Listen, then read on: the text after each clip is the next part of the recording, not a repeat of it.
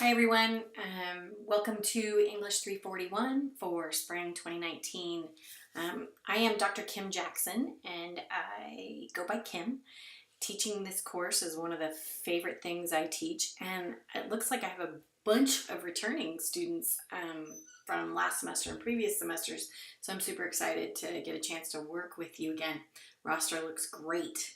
So as my previous students will tell you, I always have the best intention to record video pretty often and sometimes weekly, and depending on the semester, that weekly ends up being twice. But when I can, I will try to record some video just to give you, a face to go with this online course, and also to sometimes give you some supplementary information or to kind of unpack some of the assignments.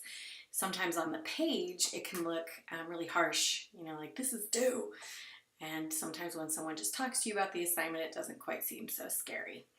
So first thing you're going to notice is that, and my previous students could tell you this, I do not use Blackboard Learn. I am totally allergic to the platform. I don't think it has anything to do with teaching and learning. And I'm a fan, since I study digital culture and I work with future teachers, of inviting you to use platforms that you can use in the world or with your own students instead of something that you'd only use at Chico State. So you'll find all the information in the class on our website here.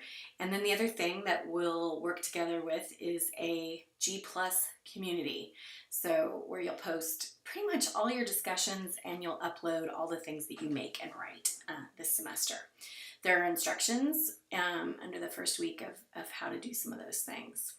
So I'm just going to try to give you the highlights. I would click around the site and kind of get yourself familiar. A couple of things to note is that we read one book in common, which is Donalyn Miller's Reading in the Wild. She's a 4th grade teacher who's absolutely amazing.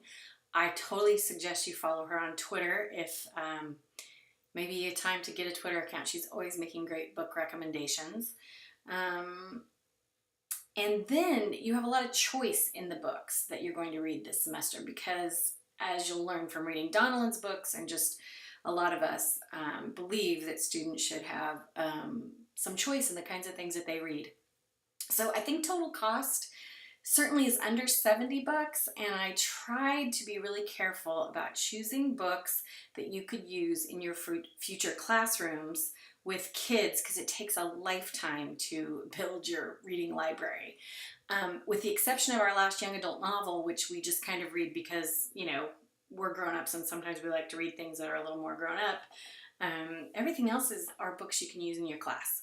So here's how I would suggest you approach that. I have links to usually Goodreads.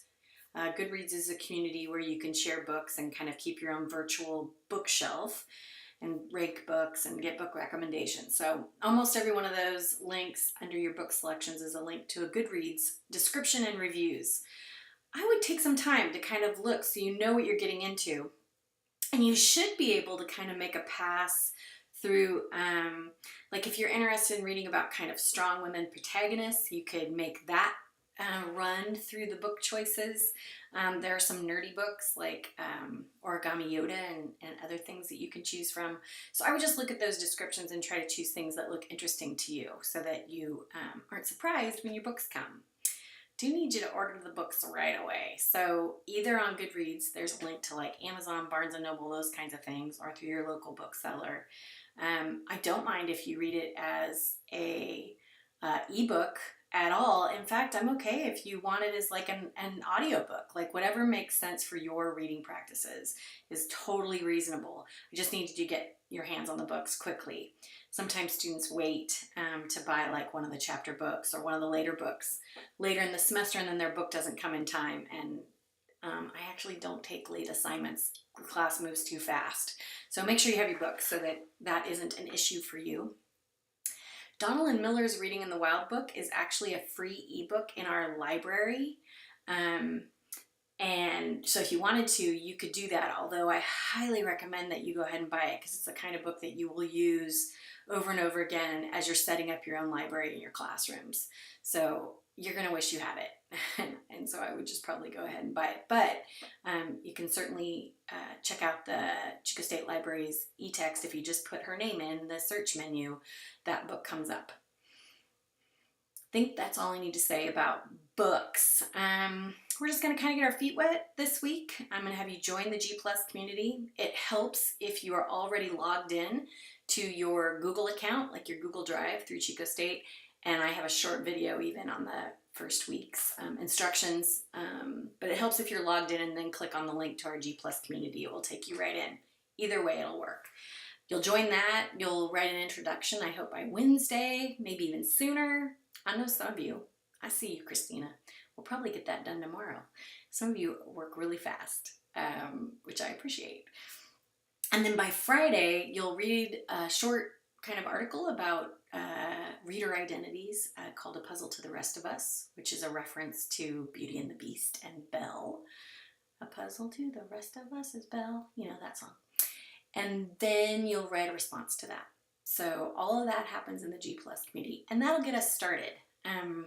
After that, we'll do some fairy tale work, and then we'll start in on children's series books and chapter books and graphic novels and free verse, and we'll read and think about ourselves as readers and yeah, play with reading. I think the only other structure that I'll give you a heads up on is we do some discussions, and you are always going to comment on a peer's response as well. So you'll post one in G Plus and respond to one. If you're the first person, I'm hoping you'll come back in a little bit and go ahead and respond to a peer. Try to look for a peer who hasn't had something commented on yet. That's awesome too. And it will help us build some community, because we really are trying to think of ourselves as kind of this community of educators thinking about the teaching of reading with little kids. So that's that. Gosh, I think that's all I have to say about that. We will make things about books. I'll talk about that more later. But for now, look over the syllabus, look up those books and see which ones you might want to pick. You're going to let me know by the end of the week in a Google form link. Always feel free to email me with questions. I answer pretty quickly. And yeah, I'm really excited. I love reading children's books. In fact, my new bunch of books just came yesterday. These are actually young adult novels that I'm going to use in another class that I teach, although this is one of our options. This is one of our options. This is one of our options. So yeah, I'm surrounded by books right now that I'm trying to always find time to do some reading.